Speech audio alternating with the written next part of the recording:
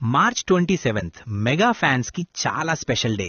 ఎందుకంటే ఈ రోజు బర్త్డే సెలబ్రేట్ చేసుకుంటున్న హీరో టాలీవుడ్ నుంచి గ్లోబల్ స్టేజ్ కి వెళ్లిన star Ram Charan. But Ram Charan journey simple కాదు. స్టార్ కిడ్ గా ఎంట్రీ, క్రిటిసిజం, ఫెయిలియర్స్, తర్వాత massive comeback, finally global recognition.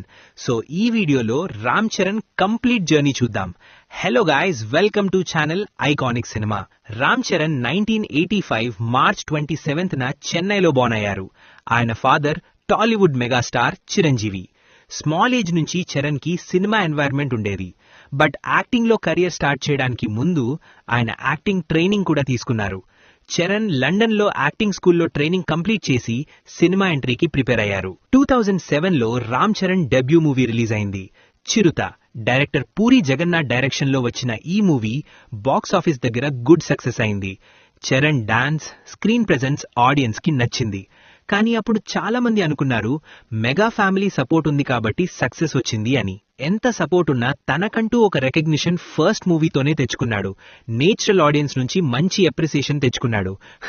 Okay, first మూవీతో కంప్లీట్ గా జడ్జ్ చేయలేం, కానీ నెక్స్ట్ మూవీతో రామ్ చరణ్ కంప్లీట్ గా ఇండస్ట్రీని షాక్ చేశారు. 2009లో రిలీజ్ అయిన Magadheera. Director SS Rajamouli create చేసిన ఈ హిస్టారికల్ యాక్షన్ మూవీ టాలీవుడ్ హిస్టరీలో బిగ్గెస్ట్ బ్లాక్ బస్టర్స్ లో ఒకటి. అండ్ సెకండ్ మూవీతో ఇండస్ట్రీ హిట్ కొట్టాడు. Charan dual role performance audience ని ఇంప్రెస్ చేశాడు. యాక్టింగ్, డాన్స్, ఇలా ప్రతి ఆస్పెక్ట్ లో ఆడియన్స్ కి ట్రీట్ ఇచ్చాడు. ఆ మూవీతో రామ్ చరణ్ Tier 1 లిస్ట్ లోకి ఎంట్రీ ఇచ్చాడు.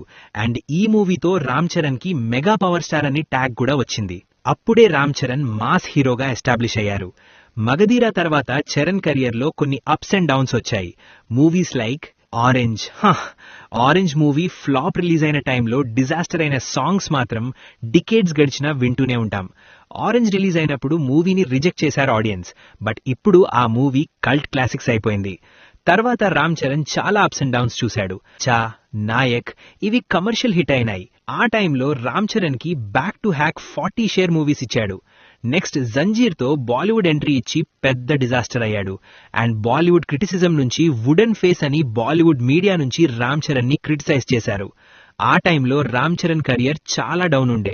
బట్ మూవీస్ లైక్ ఎవడు, గోవిందుడు అందరివాడేలే, బ్రూస్లీ, ఇలా మూవీస్ అన్ని కమర్షియల్ గా హిట్ అవుతున్నా చరణ్ యాక్టింగ్ ఆడియన్స్ కి చాలా డౌట్ వచ్చేది. అంటే ప్రతి మూవీలో సింగిల్ ఎక్స్ప్రెషన్ లాగా, అసలు చరణ్ కి ఎక్స్ప్రెషన్ పలకవు అనే స్టేజ్ దాకా వెళ్లిపోయింది. ఆడియన్స్ ని ఫుల్ గా సాటిస్ఫై చేయలేదు. ఎస్పెషలీ బాలీవుడ్ లో అటెంప్ట్ చేసిన జంజీర్ ఫెయిలియర్ అయింది.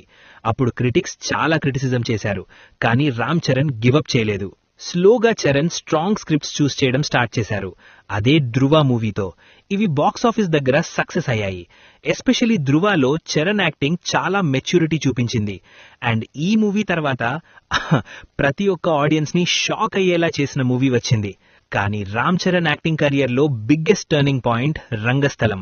డైరెక్టర్ సుకుమార్ క్రియేట్ చేసిన Chittibabu character Ram Charan acting range ని ప్రూవ్ చేసింది.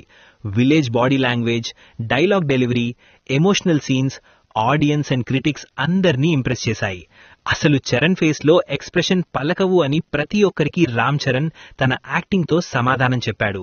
బాలీవుడ్ లో వుడెన్ ఫేస్ అని క్రిటిసైజ్ చేసిన మ్యాగజీనే రామ్ చరణ్ యాక్టింగ్ చూసి పాజిటివ్ రిపోర్ట్స్ ఇచ్చారు.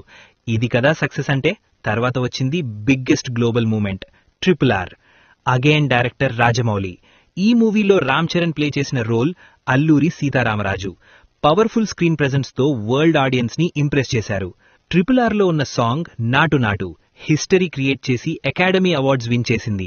రామ్ చరణ్ యాక్టింగ్ చూసి వరల్డ్ ఆడియన్స్ కూడా ఇంప్రెస్ అయ్యారు. చాలా మ్యాగజైన్ లో రామ్ చరణ్ గురించి పాజిటివ్ గా రాశారు. ఈ మూమెంట్ టాలీవుడ్ హిస్టరీలో చాలా స్పెషల్.